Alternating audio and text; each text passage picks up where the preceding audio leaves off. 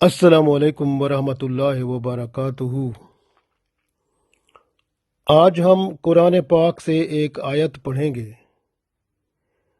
اور پھر ایک ذکر بھی ساتھ پڑھیں گے۔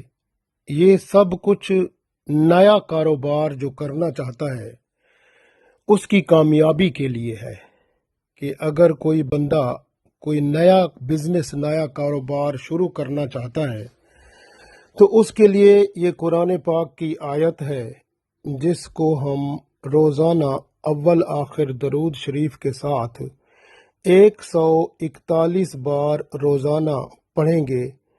انشاءاللہ وہ کاروبار بخوبی شروع ہو جائے گا، اور پھر اس کو مینٹین کرنے کے لیے، برقرار رکھنے کے لیے کہ وہ منافع بخش رہے، روزانہ ہر نماز کے بعد بھی ایک ذکر ہم آپ کو بتائیں گے۔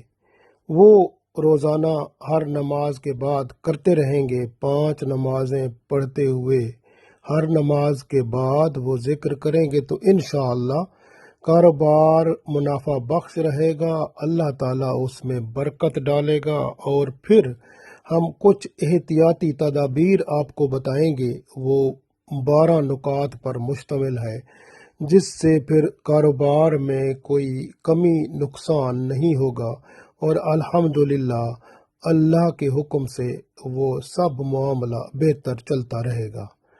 تو شروع کرتے ہیں۔ سب سے پہلے قرآن پاک کی آیت ہے، سورہ لقمان کی آیت نمبر 26 ہے، یہ پارہ نمبر 21 میں موجود ہے۔ سورہ لقمان آیت نمبر 26۔ اعوذ باللہ من الشیطان الرجیم، بسم اللہ الرحمن الرحیم۔ للہ ما فی السماوات والارض ان اللہ هو الغنی الحمید۔ للہ ما فی السماوات والارض ان اللہ هو الغنی الحمید۔ للہ ما فی السماوات والارض ان اللہ هو الغنی الحمید۔ ترجمہ کرتے ہیں، للہ اللہ کے لیے ہے، ما فی السماواتی جو کچھ کے آسمانوں میں ہے، والارض اور جو کچھ کے زمین میں ہے۔ للہ ما فی السماوات والارض اللہ کے لیے ہے یا اللہ کا ہے جو کچھ کے آسمانوں میں ہے اور جو کچھ زمین میں ہے۔ یہ ہم مالک نہیں ہے، سب کچھ اللہ کا ہے۔ ان اللہ بے شک اللہ تعالی اللہ وہ ہے، غنی، غنی کا مطلب ہر ضرورت سے بے نیاز ہے، اللہ کو کسی چیز کی کوئی ضرورت نہیں ہے، وہ غنی ہے، اس کا ہی سب کچھ ہے۔ حمید وہ تعریف کیا گیا، جس کی تعریف خوبیاں وہ کی جاتی ہیں، واللہ وہ ہے، وہ تعریفوں والا ہے، خوبیوں والا ہے۔ للہ ما فی السماوات والارض ان اللہ هو الغنی الحمید۔ اللہ کے لیے ہے جو کچھ آسمانوں میں ہے اور زمین میں ہے، بے شک اللہ تعالی بے نیاز ہے، سب خوبیوں والا ہے۔ تو یہ انشاءاللہ یہ جو ہے آیت آپ نے پڑھنی ہے صبح کی نماز کے بعد 141 بار روزانہ، درود شریف اول آخر کے ساتھ، یعنی شروع میں درود شریف پڑھیں، پھر آخر میں بھی درود شریف پڑھیں، اور درمیان میں 141 بار اس آیت کو ضرور پڑھیں۔ اس طرح سے کاروبار آپ کا انشاءاللہ شروع ہو جائے گا اور کامیابی کی طرف گامزن ہو جائے گا انشاءاللہ تعالی۔ پھر آپ روزانہ ہر نماز کے بعد 11 دفعہ یہ اللہ کے 3 نام جو ہیں وہ پڑھنے ہیں۔ تو انشاءاللہ پھر کیا ہوگا کہ کاروبار بڑھتا رہے گا اور اس میں پاکیزگی رہے گی، یعنی اس کے اندر حرام نہیں آئے گا، حلال بزنس رہے گا، اور برکت بھی ہوگی، اللہ کی رحمت بھی ہوگی۔ تو ہر نماز کے بعد 11 دفعہ درود شریف پڑھ کے اول آخر، تو یہ آپ 11 دفعہ اللہ کے نام یہ پڑھنے ہیں، یا باسطو یا وہابو یا رزاقو، یا باسطو یا وہابو یا رزاقو، یا باسطو یا وہابو یا رزاقو۔ تو یہ 3 نام 11 دفعہ ہر نماز کے بعد پڑھتے رہیں تو انشاءاللہ تعالی کاروبار جو ہے وہ اس میں پھر بڑھوتی ہوگی، بڑھتا رہے گا اللہ کی رحمت سے، اور آپ کو کسی قسم کی تکلیف پریشانی نہیں آئے گی، اللہ کی رحمت سے سب ٹھیک ہوتا جائے گا انشاءاللہ۔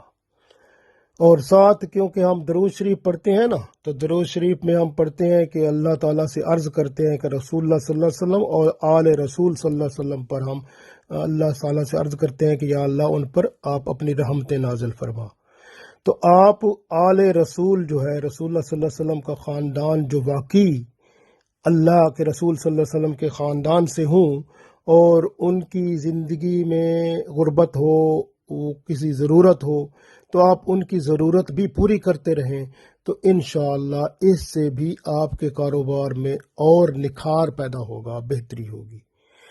اب کچھ احتیاطی تدابیر ہیں جو آپ کو کرنی ہیں، ورنہ کاروبار میں کمی اور مسئلہ پیدا ہو سکتا ہے۔ اب احتیاطی تدابیر میں سب سے پہلی بات ہے کہ آپ نے جھوٹ نہیں بولنا۔ دوسری بات کہ کاروبار میں جو بھی کام کریں گے اس میں ملاوٹ نہیں کرنی۔ تیسری بات، اس کاروبار میں کوئی ذخیرہ اندوزی نہیں کرنی۔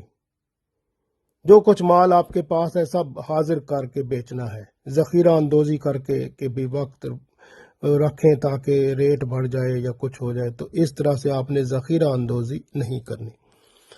چوتھی بات ہے کہ کاروبار میں کسی کو دھوکہ نہیں دینا۔ اور پانچویں بات ہے کہ زنا، لواطت اور جنسی برائیاں جو ہیں وہ نہیں کرنی، کیونکہ اس سے کاروبار آپ کا ایک دم ختم ہو جائے گا۔ تو اس لیے جنسی برائی، زنا ہو، لواطت ہو، کوئی اور جنسی برائی ہو، وہ نہیں کرنی بالکل ہی۔ چھٹی بات ہے کہ ماں باپ کا فرما بردار رہنا ہے اور ان سے دعائیں لیتے رہنا ہے، تو انشاءاللہ کاروبار بڑھتا رہے گا۔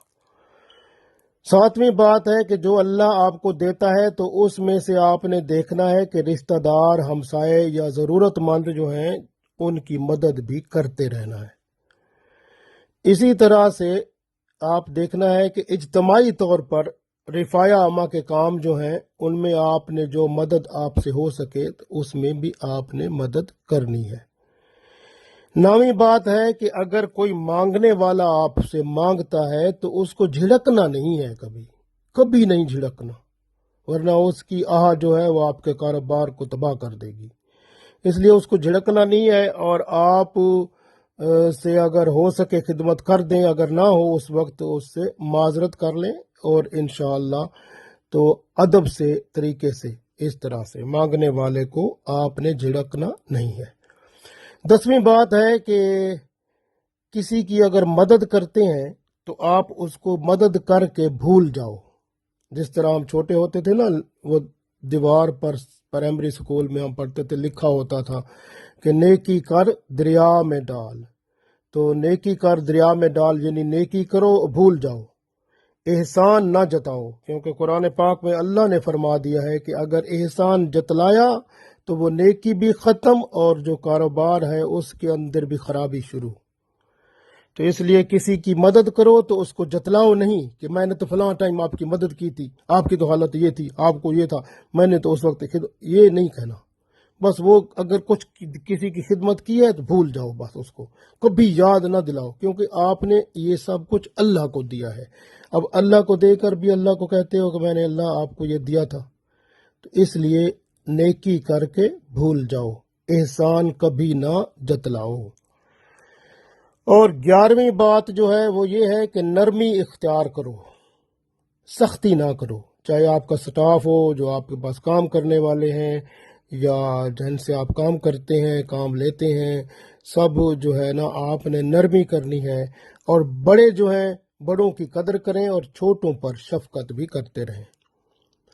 اسی طرح 12ویں اور آخری بات یہ ہے کہ جو متقی اور پرہیزگار لوگ، جو نیک لوگ ہیں، ان کو ڈھونڈیں، اور وہ آپ سے کچھ نہیں لیں گے۔ اگر آپ ان کو کچھ دینا بھی چاہیں گے تو نہیں لیں گے۔ آپ ان کے پاس جائیں، کوئی تحفے تحائف لے کر جائیں، ان کو دیں۔ وہ تحفے تحائف ایسی چیزیں ہوں جو ان کے استعمال میں آنے والی ہوں۔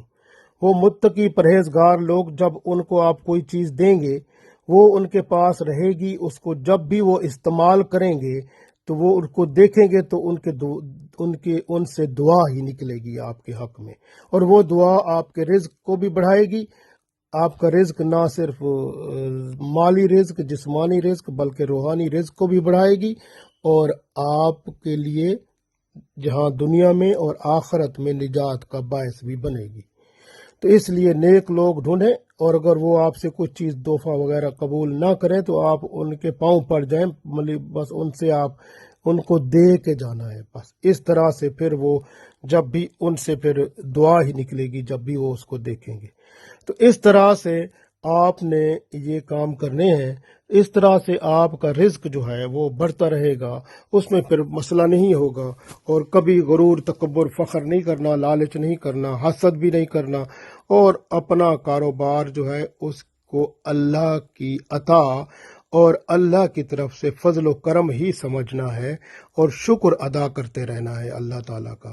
اللہ تعالیٰ ہمیں اس دنیا میں اور آخرت میں کامیاب فرمائے، اور یاد رکھیں کہ پھر آپ یہ دعا ضرور پڑھتے رہا کریں، اللہم ربنا آتنا فی الدنیا حسنۃ وفی الآخرۃ حسنۃ وقنا عذاب النار۔ تو اللہ تعالیٰ آپ کو دنیا میں بھی عزت دے گا، آخرت میں بھی، اور دوزخ کی آگ سے بھی بچائے گا۔ اللہ تعالیٰ ہم سب پہ کرم فرمائے، اور یہاں بھی اور قیامت کے دن بھی سرخرو فرمائے، آمین۔